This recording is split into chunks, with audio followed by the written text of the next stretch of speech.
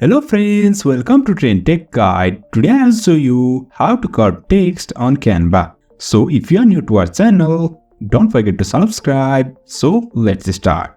First of all, you can see I am here in my Canva design. Now I'll insert text over here. For that, I'll go with this heading and I'll write my text over here. Curve text in Canva. You can see this is my text.